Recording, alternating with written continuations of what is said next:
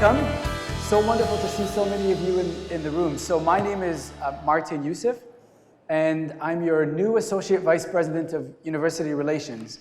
And I'm new here, like many of you are, and I started in January. And I have to tell you, and I've had an incredible opportunity to meet with so many of you in person. And one of the things that really stuck out in all of the meetings is the love of place that we have for this region. Every single person that you meet with, even in the lineup here, we're talking about how much we love this area. And I think it's really worth emphasizing that that's something that we don't take for granted. And I do just want to emphasize how grateful I personally am, and I know so many of you are, for the Syilx Okanagan Nation, their people and the keepers of this land on whose ancestral, traditional, and unceded territory we are so fortunate to live, work, and play. And so, as I said, there's probably how many would you guess are in the room? 300, 250 or so? It's amazing to see that. And so, since I'm going to be your MC for the day, I'm just going to give you some housekeeping items. So first of all, just a reminder on the masking policy. If you can, please, if you're not drinking or eating, if you could please keep your mask on, just out of respect for others. The event is being recorded right behind us, and so just keep that in mind. And in a minute here, Dr. Lesley Cormack is going to come up to the stage and give her opening remarks. And then after that, we're going to go into discussion. And I say discussion because we want you all to be a part of it. I will moderate a conversation with Lesley, and then we'll be able to kind of have a number of different ways for you to participate. So I'll explain what that's going to look like afterwards. Now with that, I'm pleased to welcome Lesley to the stage for her first in-person town hall. Please help me welcome Lesley. Welcome.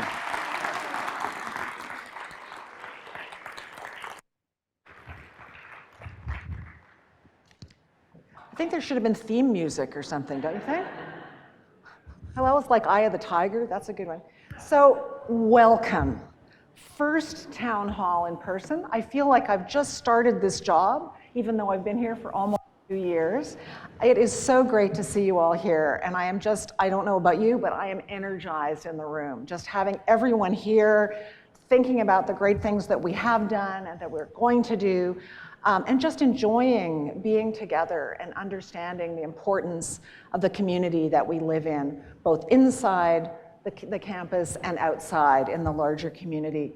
We have learned so much in the last 2 years, but I think one of the things we have learned is the importance of being together, the importance of our connection to others. And so while we can remember some of the things that we have learned and not feel that we have to reinvent the wheel, we also need to remember this, the importance of all of us and the work that we do. When I was at the celebration of research the other day, I said that research is not done by institutions, it's done by people. And that's true of our campus as well, that our campus is not an institution. Our campus are the people and the things we do together. So thank you all. We've learned a lot in the last 2 years. We've learned flexibility, that's for sure. I always think of that beginning COVID time when we all went, oh, I guess we're all going home for a week or two. I guess we can do that. And then here we are 2 years later, still sort of coming out of that as well. We have learned the power of technology to enable us to work and come together in really important ways. And I think that's really been very significant, especially for UBCO and our relationship to Vancouver. I think we have learned and benefited from some of that technology that has put us together, even when we are geographically apart. And so those are really important lessons. We will not be the great place we can be if we don't learn that. If we just go, let's pretend this never happened and go back to the way things were before. I don't think we're going to, but I think we want to learn, keep the best, but also keep the best of what we had before and what we can do going forward. So we know that flexibility, we know what we've been able to get done, but we also realize just how important the face-to-face is for teaching, for research, for administrative work. We need each other, and we work better together when we can see each other, at least every once in a while. And always, the work that we do together is to advance our core mission. I really want to insist on this. The important work that we do every day at UBCO is teaching students in exceptional programs, is doing groundbreaking research that changes the community and changes the world, and working in community internally and externally. Those are the things that we are here to do. And every one of us is part of that core mission. We never want to forget that. I think sometimes at UBC we're concentrating on some of the important work we do in the social justice area, which is incredibly important, but we need always to remember that it enables us to teach everybody, to have the programs that are important, to hire and work with everybody, and do research that matters in partnership with community and with each other. So, and we're doing a great job of it. When I've been asked over the last 22 months, well, why did you come to UBCO? What was it that attracted you to come to this place? And here's what I expected. What attracted me was a world-class U15 university that was at the same time embedded and important to the local community. So this felt like a sweet spot to me of important research, teaching, people attracted for that, and at the same time, the intimacy of a smaller place in a community. This was a university that was delivering world-class programs. It was a university with deep and foundational relations with the indigenous peoples with whom we share this land. And when I came, I discovered that was all true. I was not disappointed. This is exactly what UBCO is doing and what we're best at. We're doing great things. We're advancing social justice, solutions for climate change and a healthy planet, and we're promoting healthy people and societies at the same time. This is an exciting place to be, and it's an exciting time to be here. The sky is the limit. I'm so happy that I've come at the moment that I have, that we've had people who have worked at this institution for the past 17 years, and we are now just about to take off in new and exciting ways. We have 3 years till our 20th anniversary, so we need to make sure that we make it count, and then you just watch this space. We will do great things. We've made great strides in this year, in spite of the pandemic. I mean, you know, I think that we could have been forgiven for just sort of going, okay, we're just going to do the minimum to get through the pandemic. Let's not worry about it. And that's not what we've done at all. Every one of you, every day, has stretched, has worked hard to do the next great thing, to do the important things that we want to do. Our student enrollment is strong. We have nearly 12,000 students, depends how you count them, in head count, FTE, including more than 1,000 graduate students. This is really exciting. Our students are here because they want to be here, because they know they're going to get a great education and in a more intimate environment. We've launched a number of new programs, the Bachelor of Sustainability, the Bachelor in Silken Language Fluency, the expansion of our nursing program, and we are basically bringing in $40 million a year in research funding. This is all just incredible, that we are working at top speed in circumstances that you might imagine people would just stop working. So thank you all for the work you're doing there, and these are really important innovations and changes. In terms of some of the important work we've been doing in research with our $40 million annual research dollars, we've been doing important work in clean tech, resilient construction. We've been investigating the effects of wildfires. These are all so important, both to our region and to the world. And we've been moving forward meaningfully in step in reconciliation with our partners and have been working towards a more equitable, a more just society as we do it. These are fundamentally important to us as we move forward. And of course, I've been doing a little hiring. So we have a new AVP of University Relations. Martin has already introduced himself to you. We have a new Managing Director of HR who will be starting at the beginning of June, a new Executive Director of Development and Alumni Engagement, and are in the midst of a search for a new Provost and VPA. So wow, if I think I've been busy, there's a reason for that. But we have hired amazing people. We've got Martin, we've got Alex Bain coming in, we've got Adrian Skinner who's here, and we are going to be a team that will take off. So joining the people who are already here, because I don't want them to feel like they're just chopped liver. So Dale Mullings, who came also like me during COVID, Phil Barker, who's like the old folk in town. The dependable one, there we are, that's what it is. And of course, Rehan Sadiq, who has been the pro tem provost this year, has been a wonderful addition to the executive team. I do think we're embarking on a new chapter in UBCO history. The great work that has been done to get us to this stage will allow us to launch as we move out of pandemic in ways that will change the region, will change our students, and will change our communities. I always say that universities are a place that changes lives. And one of the stories I often tell is my son decided to go to university somewhat later than he perhaps should have, and decided to take philosophy as his first course. And I thought, oh, he's going to hate this, and then that's all going to go bad. And he took this philosophy course, which he loved. He did his paper on animal rights, and he became a vegan.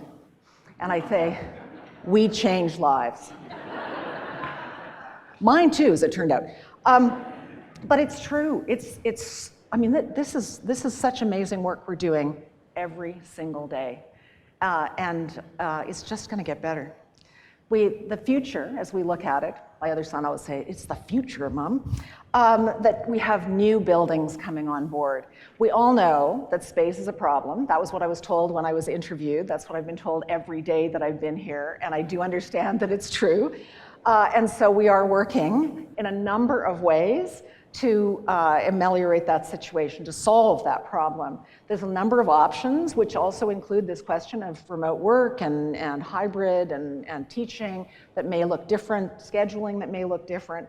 But we also do have two big, exciting new projects, which I know Martin and I will talk about a little bit more. But if we look at UBC Downtown, some of you I hope have seen the boards behind you, that we're going to get shovels in the ground, hopefully in the fall. And the UBC Downtown Project is going to be a real game changer for us, both in Kelowna, because we're going to be downtown for the first time, and in terms of our ability to offer the programs and research that we do. We're also making great strides on the ICI building, which is now number 2 in the UBC System Capital Priorities list, so that's very exciting. Maybe soon to be number 1. And it will also be breaking ground very soon. So you're going to see some big projects that are developing in the year to come. And they both are scheduled to open for 2025, because that's how long it takes to do things. But we are moving forward to 2 big projects.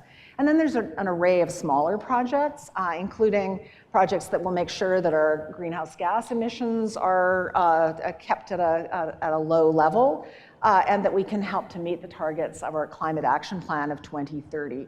It is one of the things that I'm very proud of UBCO, is that we have practical long-term solutions to how we reduce GHG emissions, and how we move forward to make sure that we are part of the solution rather than the problem, including partnerships with Fortis. And I know the last time I was actually in this room, it was to get an award from Fortis for the important work that we do with them in reducing greenhouse gas emissions. We're also working towards some new programs. So we have the next language in our language fluency degree group that's coming through, along with working on the Interior Salish Center, which is really exciting. We have a new DICE program, which is, I can never completely remember what all those letters stand for, but it's Innovation and Design. So that's going to be very exciting as we move forward. And we're looking at the possibility of a number of professional master's programs in the years to come. We're also working towards a center for experiential learning for our students with a goal of ensuring that all of our students are able to have at least 2 significant experiential opportunities during their degree. That research shows us that students that have important experiential opportunities early on in their degrees are much more likely to continue and to succeed. And we believe that this will be an important feature for our students that will encourage them to come to us, but will also guarantee that they will have both a great time here and can go out into the world well equipped for the world that they will be facing. We're looking at new research programs, which at the one level is where researchers take us, so I don't want to say, oh, it'll just be in this or just be in that. But for example, we clearly are moving forward in areas of clean tech, battery and hydrogen research, biotech, so important work that's being done. And of course, we will be launching our fundraising campaign this year with a very ambitious goal, which I know we can meet. So I look forward to that work, which I think is going to get us out into the community and show the whole community just who we are now, that we're not your father's or your mother's UBCO. We're here right now doing exciting things. And that's because our connection to the local is so important, that we're connected to the local and to the global. That the greater, you probably all know this, that the Greater Kelowna region is the fastest growing region in Canada, and the fastest growing economic region as well. And we are here and we are part of that.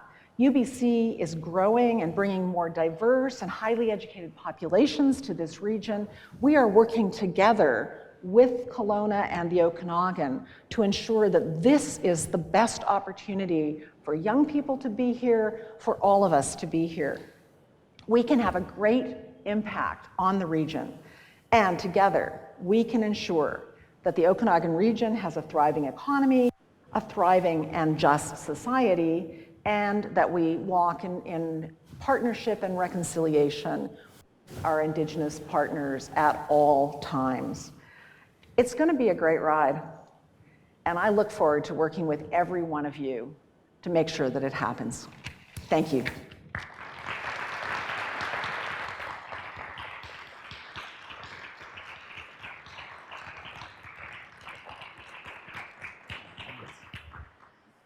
Okay. Lesley, thank you so much for sharing your vision and excitement with us. I think that was a really good start. And also, thank you for bringing us all together, because I think if it wasn't for your decision to decide to do this in person, we would all be small boxes on a screen on a Monday morning. Not the best way to start Monday.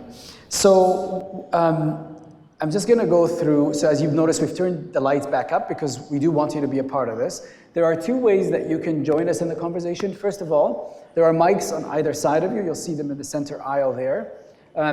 If you feel up to it, please go to the mic and ask a question. There's also another way for you to participate. As you'll see in the screens above us, there's a QR code you can scan, and that will get you to Slido. And in Slido, if you're not familiar with it, you ask a question, and others will be able to vote for it, and then basically that'll just move it up the chain, and so then we can have some questions through there as well. And I have my own questions, and so between the 3 different formats, we'll be able to ask lots of questions and keep us going in the conversation. So I'm going to take advantage of being the MC, and I'm going to ask the first question. So I'm pretty sure I'm not the only one that thought this, but when I got the invite, it said to the principal's town hall. What happened to the DVC? You still the DVC? Yes, I'm still the DVC. So as I came in and I thought, what is this DVC thing? What does that actually mean? And I realized it's a very important piece of who I am, because it's what I do for the system. Because as DVC, I'm below the president, who is the vice-chancellor, so I'm the deputy vice-chancellor. But here, I am the principal of UBCO, and I think that that's a term that people can understand, whereas I think DVC is meaningless outside of that kind of smaller group. And so, although I'm not like a high school principal, I think of myself more like McGill. So, you know, I'm the principal here. And so I really wanted to show that I am in charge of UBCO. And when you are in the community, you introduce yourself as the principal, the DVC. Correct. Yeah, it's interesting because I find that a lot of people outside, especially for me, not coming from an academic institution, you don't particularly know the DVC terminology, but No. principal you can No, if relate you to. come from Australia, you might know it a little Right. bit more because, in fact, the presidents in Australia are just called VCs, Okay. but not in North America. And so I realized I was trying to explain to people what I was doing out in the community, and it was just way, way simpler to say principal, which seems like I want to own that, like I'm the principal of UBCO. That's good. So I'm really interested in hearing your thoughts on UBCO's maturation as a campus. So sort of join me in this like elevator. Okay. And we'll go up to the 50th floor, so you'll have lots of time for an elevator pitch.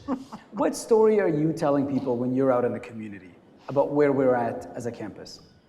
Well, I often start with the survey results that I said just now, that we're in one of the most rapidly growing sections of Canada, and we are one of the fastest growing universities, that we are increasing in research dollars at a fast rate. We are a place of destination for students. We have programs here that are unique to this area.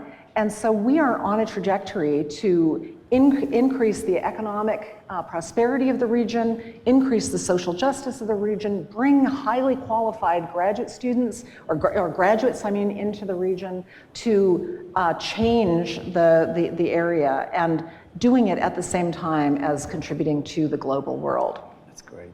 That's great. So in the invitation to this, you referenced, and I'm quoting here, great renewal and unforeseen hardship, which I know is in reference to the death of Harmandeep Kaur on our campus. What can you share with us about our response as a university to this tragedy? Because obviously it affected us, and I know it affected me personally, it affected a lot of people that are in this room, and not just here, but it even affected people beyond this community.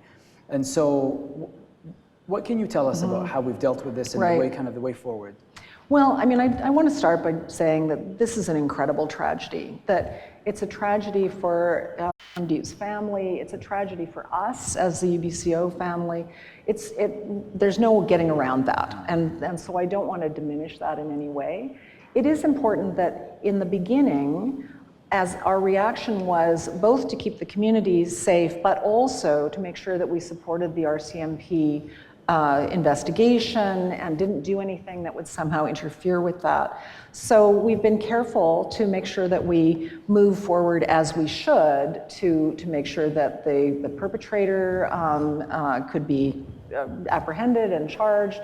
So we're doing what we can to go there. So that really was the beginning. Now we look forward to doing some deep dives on our systems, what they should be.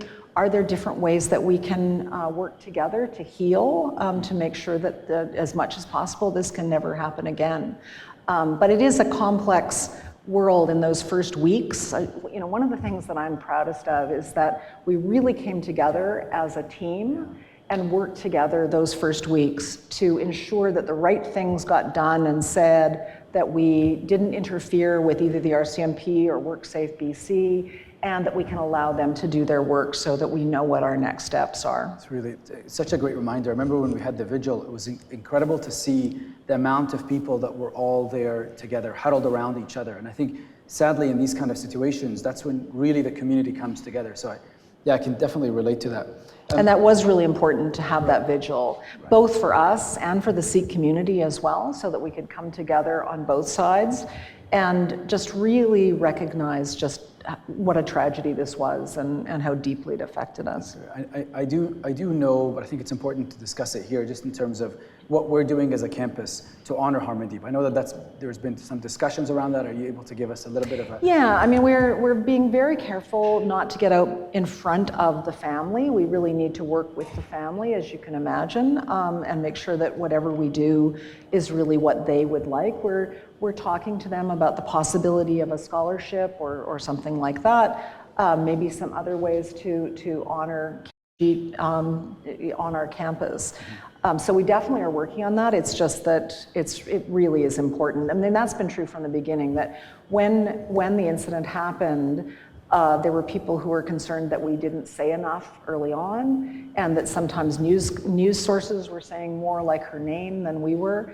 But again, it was really important that when the parents are flying from India and don't even know, that we're not going to put the name out, that we want to make sure that we're respectful at all times. So that's why it's been slow, but I'm pretty confident that we're going to come to a place where we can have something really good to memorialize her time here with us. That's great. There are obviously quite a fair bit of people who were impacted by this on an emotional level, and in terms of just around the security on campus. What can you tell us about our response as a campus in terms of how we're addressing some of these things? Well, we've been working on security issues for some time. We did a security plan, a security strategic plan some time ago. And in fact, on the basis of that, changed our security providers and have really important EDI training for our security providers. We also have been working with the RCMP and developing much better relationships with the RCMP, including an MOU. So all of that has been in progress and continues now. We also have some student focus groups. We are looking at our security on campus and making sure that, again, here we come out of COVID, we've forgotten some of the things that we did before in terms of alerts and ways for people to get help or to have safe walk. So we're making sure that all of that is renewed. That's great reminder. All right, I'm going to turn to Slido, but I would love to see people up on the mics as well too, right? It makes it feel a bit more like a conversation. So one of the questions from Anne, will UBCO be continuing the remote hybrid on an ongoing basis? Let's talk about that. Right, and it's such an interesting question because we only know from day to day what's going on. At the moment, we are anticipating that September will be back face-to-face for teaching, but we don't know that yet because lots can happen in the summer. We are certainly anticipating that we will continue with some kind of hybrid remote work as we have before. So yes, I would imagine that. I think that we really want to be thoughtful about how we do that and how much we get back to work as opposed to doing things on Zoom or Teams or whatever. I do think, beforehand, I was talking to a couple of people about this, that it turns out that hybrid is our hardest thing to do, that we all got really good at Zoom and we're like, okay, we got the technology, this worked. And now we got back to hybrid and we realized, oh, it's much more complicated than we thought it would be. And then you have to be the one big head on the screen, and that's never a good look. So I think we still have lots of learnings, if you will, about how that will go. But I think that is the plan, is that we're, hopefully we're easing out of COVID and therefore we can have more face-to-face. But I don't think we're ever going to go back to a place where we never have anything online, and nor are we going to go back to a place where everyone is back every day for 8 hours a day. I think there's going to be much more hybrid than that. It's interesting to see how much people have responded to that, right? I mean, there's different levels of comfort, et cetera. So you kind of touched on this in your opening remarks around sort of UBCO's position in the community and our relationship with the Silk Okanagan Nation.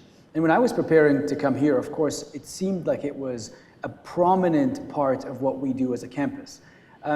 Now, I know that we've done so much to advance truth and reconciliation and our commitments there.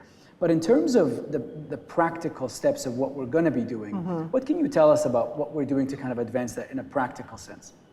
Well, the first thing I actually need to start by is to say that we need to be careful about the capacity of the Okanagan Nation Alliance to do things with us on a day-to-day basis. That I remember talking to Pauline Terbasket, who's the executive director, and she said, "There's just me. Everybody wants to work with me, wants to consult. It's just me." And so one of the things we're actually looking at is embedding someone in her office that is a UBCO employee, but is actually there to help make those relationships work. And I do think that that's an important part of reconciliation is understanding that, we're a big complex place and we just come at them in 100 different ways. And even if it's with the best will in the world, it's just not possible. But we really are trying to not move too fast, to do the things at the speed that they need to be done. I'm very pleased by the fact that this predates me, but that we decided that we would have a few recommendations from the Truth and Reconciliation Commission report that we would take on, and then we would report back on these, as opposed to we're just going to do it all, because when you say you're just going to do it all, you never are going to do it all. And I was especially touched. This year was the second reporting back, and we now do have the Ensilkan language fluency degree, and we had 2 students who were able to speak in their language, speak as part of this. And it was so moving. It was just incredible. And there were residential school survivors in the audience, virtually, who felt like their suffering had almost been for something, because the language was coming back. The language was taken away, now the language is coming back. And so I do think we want to make sure that we are doing things in a good way that is not just like we all want to do, like we want to roll up our sleeves and get this done, but we have to do it at the speed of trust, at the speed of community, just make sure that we are following that path together. And this has been a hard 2 years for the Indigenous communities. It's been a very hard year. And the finding of the 215 bodies of children in Kamloops has been devastating. Devastating to a lot of us, but immensely more to the Indigenous communities whose aunties, uncles never came home. And we need to recognize that and be with them, even if we all are in a hurry to do things. So that's what I would say. I like that, the pace of trust, I love that. I think we've got a question on the microphone. Maybe I can ask you to just introduce yourself. Yeah, sure. All right, go for it. So thank you. I'm Emmanuel Osei. I'm a new faculty in the Department of Biology. And you and I had a bit of a chat. I think 2 weeks ago or so, I wrote to you about new faculty and support for new faculty in UBCO. Right. And from the Slido, I can see people asking about housing. And you also alluded to the fact that this area is the most rapidly developing in Canada. So a number of things. I told you I was in a meeting with a group of people from Vancouver, and they were talking about all the support that they have for new faculty and recruiting people. Housing is becoming a big nightmare here. And it's interesting when, for someone like me, who was a postdoc for a while in Vancouver, just moved here, and knowing all the support that my colleagues who just got positions there have, and there's nothing. There's literally nothing here. So, childcare, housing, and all this. You responded to me quickly, which is, I'm giving you props for that, but it was a bit of a generic mail. So I kind of want to understand what exactly is going on when it comes to support in terms of loans for us, and just helping us with childcare and all the socioeconomic support that's out there. Thank you. Great question. Thank you. Great question. So, thank you. And I didn't get back to you further because this is a long conversation, as you might imagine. So happy to at least start it here. One of the challenges for us is that for a long time, housing was not too expensive in Kelowna, and so it didn't feel like this was an issue. And so as supports for faculty housing, for example, grew up in Vancouver, I think there was sort of not necessarily seen as that this was necessary in the Okanagan. And you all know that housing has just gone through the roof in a very short period of time. And so suddenly, people are going, oh, wait a minute, maybe well, I shouldn't say suddenly. I think this has been a conversation that's been going on for a while, but it's now really hit a moment of, wow, maybe we should do something about that. And it is a challenge because the funding for it is money that we don't have access to, and so that's a conversation that we're now trying to have. I think it's a conversation that the Provost's office in Vancouver is willing to have, but it's a complicated conversation. Rehan and I have been working on it and seeing what we can do, but that is where Vancouver has access to different kinds of resources than we do. So that's one piece of this. But the other is just the speed at which things have changed. I mean, I think of something like daycare, and you know, the sort of, you start with 32 spaces, and then oh my goodness, yay, we've doubled the size of the spaces, and you're like, well, that's so little. It's just a drop in the bucket compared to the need, but it all costs money. So we actually are, one of the projects that we're in the midst of is expanding the daycare to, again, doubling the size of the daycare. But you know, that means a new building that has to be built, so it won't be next week. And and apparently the airport is going to put in a daycare, so we might be able to make use of that. So we're trying to find ways to leverage others and to increase this as we can.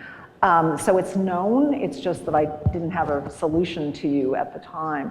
In terms of housing, we absolutely, that's one of the places that the downtown is going to be important, because the downtown is going to be a tower, so it'll have academic programming on the bottom 8 floors, and then the top floors will all be rental housing that will be university focused. So it'll be both students and staff. Now it'll be small, so it'll be like a first place to live. But we're hoping that that's going to add to the stock of rental accommodations that will then make things at least easier to find places, because it's not even just affordability, it's that there isn't much stock available. So we're working on all those things, but I would say I don't have a final solution for that. I don't know if any of you want to say anything about that.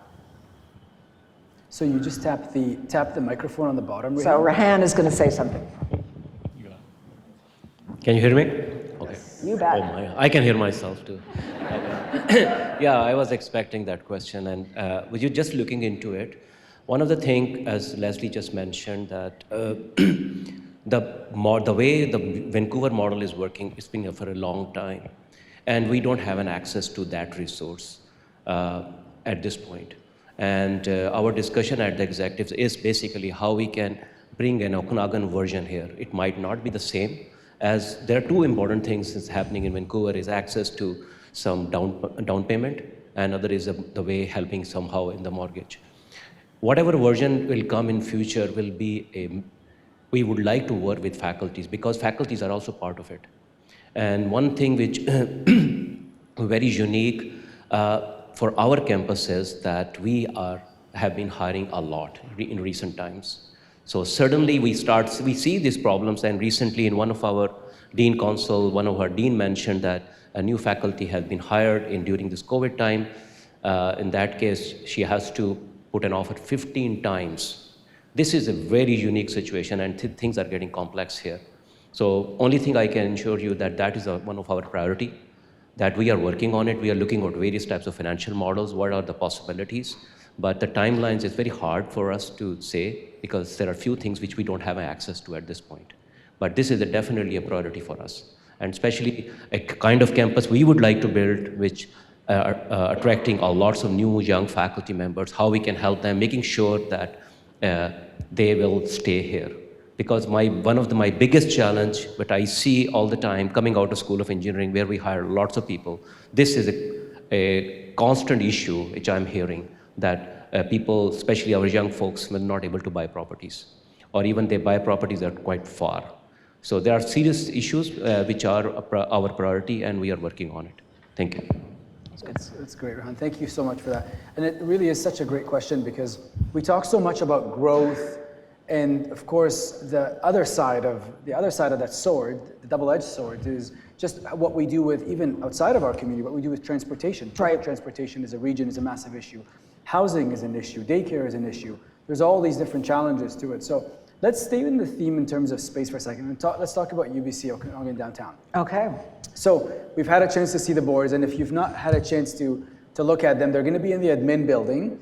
You'll be able to see them for the next couple of days, and so make sure that you have a chance to look at them. But Lesley, what can you tell us a little bit more about our presence downtown and what the features of the downtown building is going to have? So I have to start by saying, when you talk about the boards, I was thinking of, I think it's Dr. Strangelove, don't let them see the big board. But we want you to see the big board, so we're very pleased that you are. So this is a very exciting project, and I am hoping, we've been having a year of discussion about what should we call it. So I'm now trying to encourage us all to just say UBCO Downtown, because that feels kind of cool, and we can go there. As I say, it will have the first 8 stories are going to be academic stories. The programs that are there were chosen as forward or outward-looking programs. So it has health programs there, it has nursing, it has social work, it has exercise science, as well as some space for management and art gallery, so that we have some space where we can invite the public in and that we can do work together. And then above that, on the tower, we will have the rental housing for students and faculty and others, but it will be focused towards student housing and faculty housing. The top 2 floors above us will be available if we ever have the money to expand into them, and we already probably could fill them today. We're also looking at the possibility of a clinic, which would be an Indigenous based clinic. That is part of the conversation that we need to have with community, and so it's in motion, but is a little behind other pieces of the project. So I think that's the sort of main part. And obviously those boards, they're still conceptual, right? Things are still a little bit of a moving target, but there are classrooms there. There's one there's a really quite amazing classroom that's based on the kind of winter home idea for the Indigenous people in the region. There's a wonderful atrium, which we do hope to bring the community into as well. And we really do want to be a partner downtown. That when you look at downtown campuses that do succeed versus those that don't succeed, it's the ones that do succeed have a plan and are intentional about their relationship with community. And those that don't succeed have the doors locked and everyone just gets in with a swipe card. And we want to be the first one. We want to be the one that intentionally brings in community and makes sure that it's a vibrant place for our students, staff, and faculty, but also that the community can see themselves there. That's great. I know, I can imagine, I wasn't here for the, we've got someone for the question. Let's go to you, and then I'll ask about UBCO. Go for it. If you can introduce yourself. Feel free to take the mask off when you're asking the question so we can hear you. Good morning. Good morning. I'm Jenica Frisk from the Equity and Inclusion Office, and a few times you've mentioned around the importance of contributing to social justice in the community, and I did have a question on Slido, but I wanted to make sure it got asked, is that a few weeks ago UBC released its task force recommendations from the Anti-Racism and Inclusive Excellence with 54 recommendations, and I'm just curious to know which of those stood out to you as most important for our campus. I thought you were going a different way with that question. So let me start by asking the question that I thought you were going to ask me, which is that Rehan and I are in the process of really thinking about how we can organize a unit that can work not only on the Inclusion Action Plan, but also on the Area Task Force recommendations, so that we want to increase the capacity that we have, because I think we haven't done a good job of having that capacity, and you know that you've been laboring away without much kind of structure around what you've been doing. So that's just to say that quickly.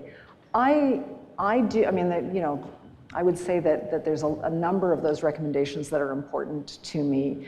One that I think we have been working on and need to continue to work on is making sure that we hire diverse people into all of the areas that we have, not just in student support or just in the professoriate, but in general. And with that, really thinking about our hiring policies and our hiring processes and how we do them, and really ensuring that kind of culture change. I do think a lot of the recommendations are culture change recommendations, and so those are slow, but you can only do them if you start on them. And so some of that is having cultural safety training available. That would be another that, again, I think we have been working on, but can take to the next level, that's for sure. So those are probably the places that I thought of. I've also been thinking a lot about capacity building and making sure that we have a kind of runway, because one of the challenges can be that, so if I come to the academic side of the house, if you want to hire professors, you better have graduate students. If you want to hire leaders, you better have people in the rank and file, and then help them to develop skills to move up. And I think that we haven't always done a good job of thinking of that runway. And so that's something that I've been thinking a lot of, first of all in Indigenous reconciliation ways, but also in larger IBPOC categories as well. So there's lots to do. It's just a question of how we do it in a way that moves us forward. Let's go back to the theme of affordability. And who would have thought that we would be talking about affordability in the Okanagan? Yeah. It obviously is something that's on top of mind. So one of the questions here is that, can we expect inflation to be factored into our annual wage increases, given the dramatic increase of living costs? So luckily, I'm not in charge of that. That's going to be the process of negotiations, and that negotiations in the first instance with the government. And so I can't begin to predict what the government negotiations will do. And so I know that BCGAU has taken a hiatus in its negotiations, so I think that that's going to be moving forward for some time before those decisions are made. But I think this is going to be challenging in the whole country, not just for us, because I think it will be very hard for the country, for different institutions, to keep up with inflation. And I think that's going to be something that we'll have to watch and manage. But I'm not in those negotiations, and I am just a lay observer in a sense, just like you all are, in terms of what may happen or not happen. I don't know if anybody no, I don't think that Kristen is here, so I won't call on any of the HR people, but I think it's just to kind of wait and see at the moment. Yeah, great. Another question from Slido. What is UBCO doing to support the homeless services the downtown location will uproot? Yeah, that's a really interesting question. From the moment that we made the agreement with Gospel Mission, we knew this day would come when we would have to end that relationship, since we are putting shovels in the ground in the early part of the fall. And we have, in fact, Properties Trust has been working with Gospel Mission to find other locations and really work to reposition that space. I don't have an answer to that, but we are definitely looking at that, because obviously just turning everybody out into the cold is not what we want to be doing. I think it was great that we had that opportunity, and I was really pleased that we could do it for as long as we did. Obviously, even better is to not have homeless who need shelters, but we're a long way away from that. So we need to make sure that there are other options. That's great. Let's talk about Outlook 2040 for a minute. So obviously, it's an incredibly important document that kind of sets the long-range planning for us. Both of you and I were not here when it was being drafted, but when you look at this particular long-range plan, I want to know, what part of it excites you? Which specific one do you get excited about? I mean, I think that 2040 as a vision is very exciting in general. I mean, I think Certainly when I was being interviewed, I was like, wow, what an institution, this is amazing. And I would say that whenever I talk to anyone I'm interviewing for positions, they say that as well. What excited me was the ambition, but also the kind of tangible ambition that we're gonna do this carefully. We're gonna increase the number of students, but we're not gonna increase them willy-nilly. We're gonna find places that are really needed for students. We're gonna do alternate credentials. We're gonna do some professional masters. We're gonna do some summer programs. That really appealed to me, to really think about what do our students need. I also think the sky's the limit in terms of our research. Who would have imagined that we could have gone up by 220% in our research dollars so quickly, just in the last like 6 years. And so, while it seemed like crazy to say $100 million, I think we're well on our way, and that's money that can change the economy, but also can advance knowledge in such important ways that really can save our planet, can move us to a better place. So probably those are the two things that I'm most excited by. The corollary of that is our impact, our economic impact. But the economic impact kind of comes from the important work we're doing as opposed to being an end in itself.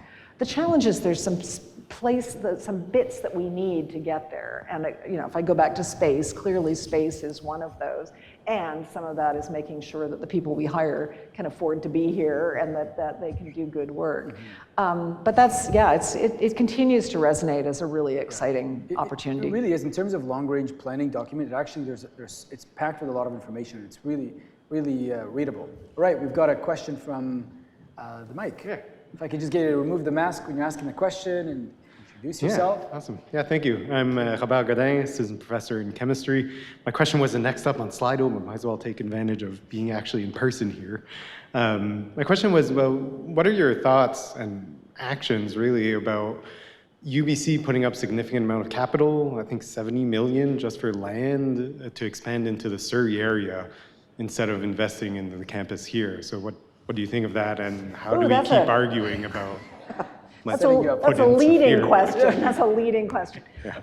No, it's a super interesting question, though. So the first thing to know is that, I know this will feel like it's splitting hairs, but UBC has not put up that money. It's UBC Properties Trust that has put up that money, and it is a kind of important distinction because UBC money, just whether it's Vancouver or the Okanagan, is mostly money we get from the government and money we get from students, and that goes more into programs. It's an opportunity. I mean, I would say a bunch of different things. I would say Surrey is one of the most underserved regions in certainly British Columbia in terms of post-secondary. And so it does make a certain amount of sense that UBC would think of being there. I do hope that we will come to some good academic plans for what will be there. That's still very much, I mean, it was a bit of a speculation that we could get the space, and now we need to decide what to do with it. Rehan and I are trying to figure out, could we play some part there? Would it be interesting to have programs from UBCO that are in Surrey? But I would say to you, that money would not have been available. I mean, the Properties Trust has put money up downtown. They're actually quite interested in Kelowna itself. And so I don't think that them having invested in Surrey impacts us particularly. I do think it would be good for the system to decide what it wants Surrey to be, because that can be a complicated space to be in. Just follow, so you don't think that if there's the space there, that then UBC money would go on to invest into buildings there, and that would be money that we're now fighting for? I think it's more complicated than that. I think UBC money will go there, but I think it will come from the faculties in Vancouver, potentially. Yeah, I think it's a watching brief. Like, I think that it has good and it has potential bad things that could happen. So I'm not unaware of that, but I understand why UBC is interested in Surrey, because I do think it's a place that there's lots of need and lots of opportunity. And I was the Dean of Arts and Social Science at Simon Fraser for a time, and Simon Fraser down in Surrey, that was a really important entree, and that was actually when Kwantlen became a university as well. But it has the largest portion of people for whom this would be first time going to university. So I think there's lots of opportunities down there for sure. Mm-hmm. Thank you. Yeah, and it's also interesting because Surrey is projected, the population of Surrey is projected to be the highest above Vancouver, I believe, by 2050. Yeah. So that it makes sense why there's so much investment in Surrey.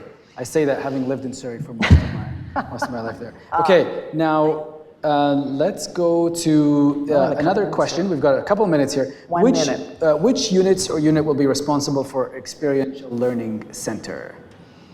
Okay, so I'm almost going to turn that over to Rehan right away, but I would say it's a combination of the Provost's office and the AVP student office. So do either of you want to say a little bit more? I didn't warn you that I was going to say that in my talk.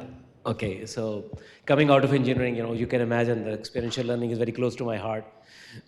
One of the things which we have constantly been hearing from students is about their experience. And I always tell this thing. Recently, I attended one event where I was talking to some 6 young women who were coming out of an engineering. I asked this question: what was your best experience on Okanagan in School of Engineering? The only thing they mentioned is outside the classroom. And this is important for us. So I've been talking to Dale, and idea is we really want to create an experiential learning hub here, that all the students who are coming out of, regardless of the programs, they should have few experiences of this. Dale always use this term, high impact practices. So this is, which includes entrepreneurship, internship, research internships, projects, internationalization, you can just name it. We can put lots of things parked there. But the idea is that that facility, that idea should be available to every single student on our campus. So you wait and see and how things will go, but this is some of our top priority at this point. How we are doing lots of things already, but one of the things is that certain things are happening in faculties, certain things are happening in Dale's shop. What we really like to do it collectively with the faculty-facing end, which is more on the educational side of things, which Provost Office will be taking care of, and more on the student-facing side will be the Dale's Office will be looking at. So we'll be providing more information in the near future, but this is something that's very important for us and one of our priority. That's great. Thank you so much, Rehan. And we're up on time, so I think what we'll do, if you can stick around, we'll be around here. Lesley, you can ask a question there. I do just want to say a couple of quick things. Lesley, thank you so much for bringing us together. I think it was really wonderful, and that energy that we get from being in person is incredible. I do want to recognize the team for pulling all of this together. There's a lot of work that goes in the back end. Adam, Linda, Alana, Leanne, Margot, Nathan, for all the work that you guys have done to put this together. Thank you. Last call for graduation. If you can, we still need about 100 volunteers. If we can lead you, yes, Alana is saying please. If you can, please go to the website and register there. Any final words, Lesley, for you? Well, I actually want to say something about that graduation reminds us of why we're here. That every time I've gone to graduation, it's just the students are so excited, their parents are so excited, and I think that this is going to be such a joyous occasion for us to come back together to celebrate. I mean, if we think it's been hard for 2 years, think what it's been like for students. Like, if you can think back to your university time, the thought of doing that all online is just almost impossible to imagine. And so I really want to give them a great send-off because it really does. They've worked so hard and they deserve it. And for us, it's just this like, yeah, this is why we do this. This is what makes it all worthwhile. So thank you all for coming. It's been just a delight to see you all here. Some of the faces I know, some of them I don't know, and I really hope that we'll do more of this and I'll know more of you the next time we do it. So thank you so much for coming. Thank you, Lesley.